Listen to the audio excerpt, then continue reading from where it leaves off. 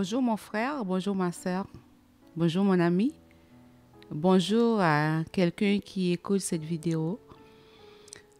Aujourd'hui, c'est notre première émission, la Bible pratico-pratique.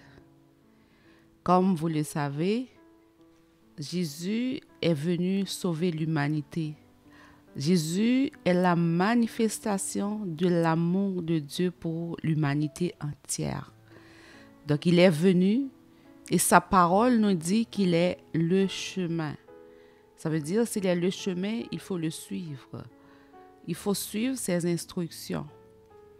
Pour cette première émission, cette première vidéo, donc le sujet que Dieu a mis dans mon cœur, c'est le pardon. C'est le pardon qui fait que Dieu réconcilie avec nous. C'est à travers le pardon qu'il nous a envoyé son Fils Jésus afin qu'il puisse encore nous recevoir dans sa présence. Rappelez-vous que notre place était dans le jardin, en sa présence où il nous visitait chaque soir. Donc c'était les premiers êtres que Dieu avait créés parlant d'Adam et d'Ève. Mais comme on le sait, tout le monde le sait, croyant ou pas, tout le monde le sait que le péché est entré par la désobéissance de ces deux personnes. Aujourd'hui, je vais vous parler du pardon parce que souvent on prie le Seigneur, on lui demande beaucoup de choses, on a l'impression qu'il ne nous répond pas. On a l'impression que notre prière n'est pas exaucée. Mais il y a l'élément fondamental qu'il faut tenir compte, c'est vraiment le pardon. Et Jésus, parmi ses enseignements, il a vraiment fait mention du pardon.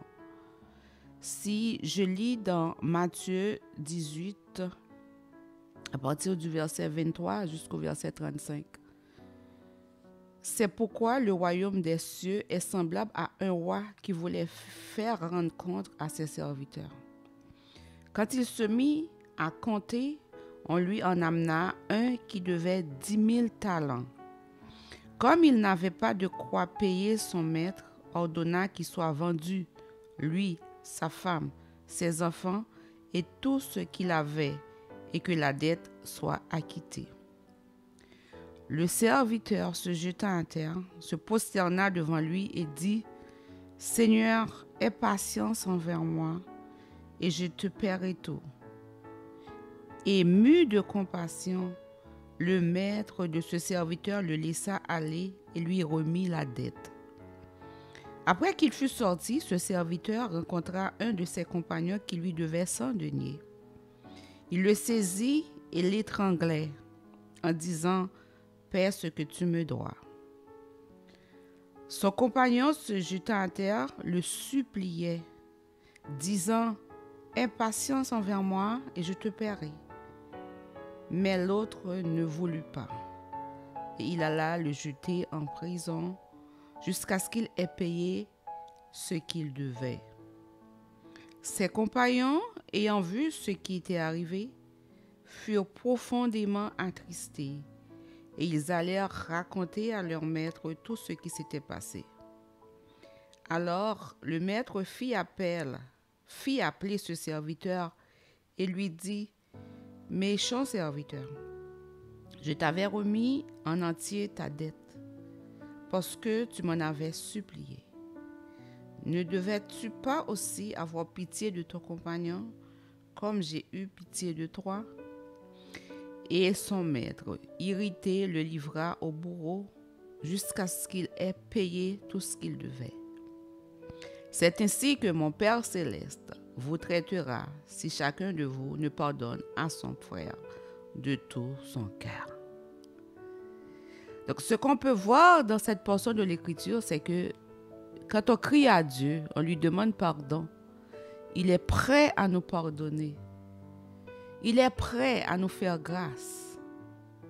Mais par contre, nous, quand quelqu'un nous fait du mal, alors que Dieu qui est 3 fois saint, il a accepté de payer beaucoup de choses, beaucoup de dettes pour nous.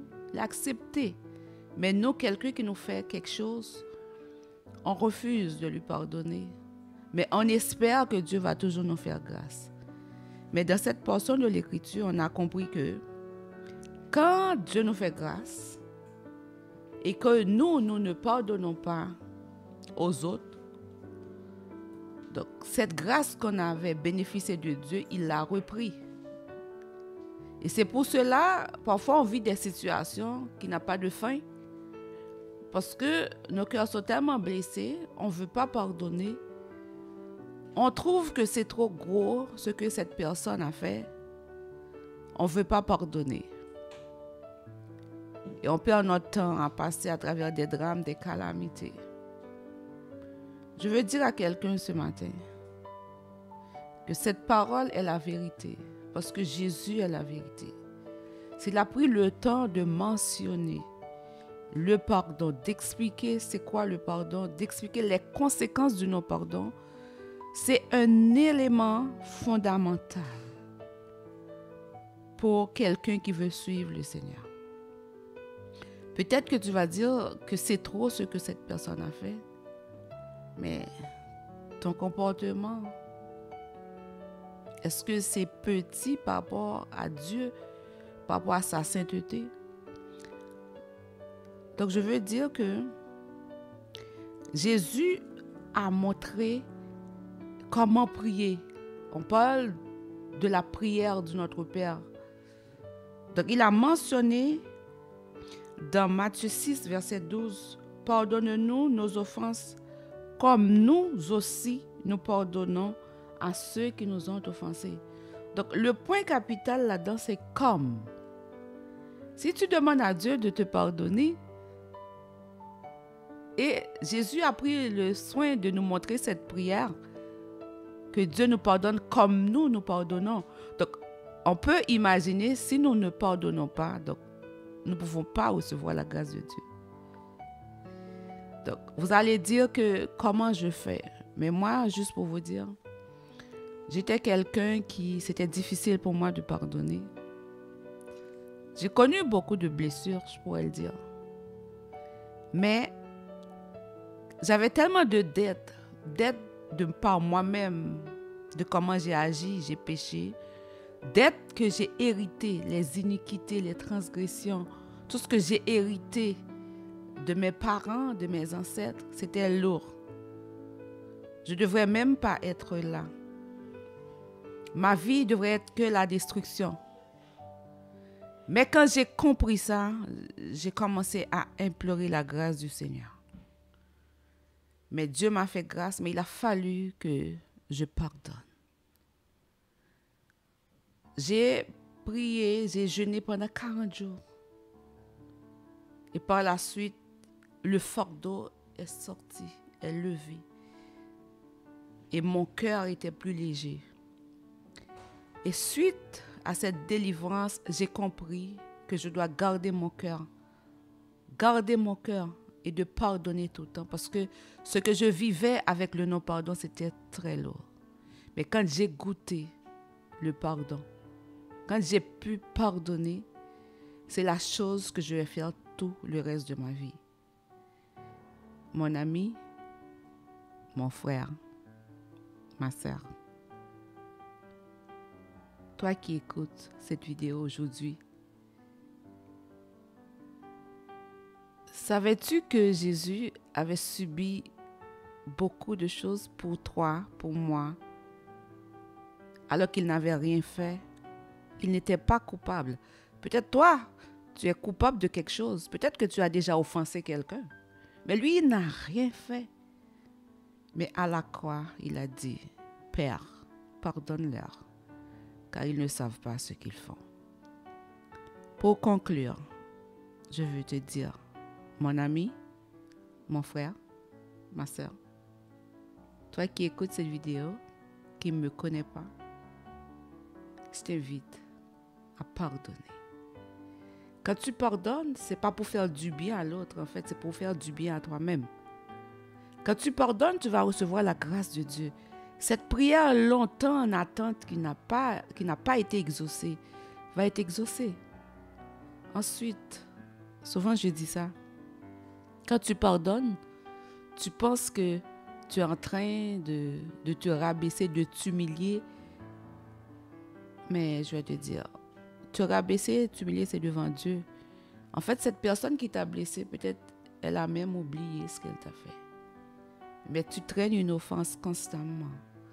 À chaque fois que tu penses à cette personne, ou bien à chaque fois que tu penses à ce que la personne t'a dit ou t'a fait, ton cœur est brisé. Tu es en train de te détruire sans même te rendre compte.